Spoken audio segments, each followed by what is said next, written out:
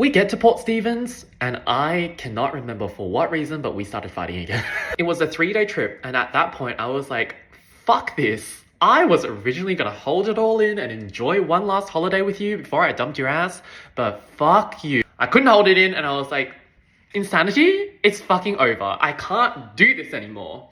And he obviously started crying. He started begging me back. Oh my God, I'm gonna change. And this time I was like, Ricky, you need to fucking hold strong. No going back on your words. No taking the manipulation. You know he plays everything against you. Be strong. So I did hold strong. I was like, you know what? I'm not getting back with you. And we go to bed, broken up. Now the next day we had all of these plans planned. We had sandboarding, we had camel riding, we had just a bunch of stuff. And I was like, well, we paid for all of it, so we may as well do it, but as a broken up couple.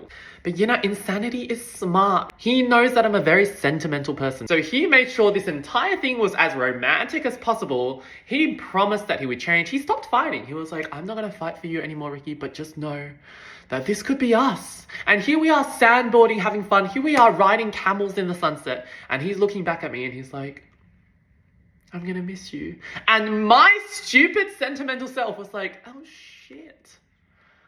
It could be this good. It could be. And by the end of the road trip, I got back together with him.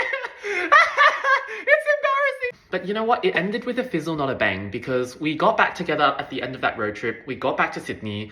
We continued fighting. At one of those fights, we were like, okay, this is over.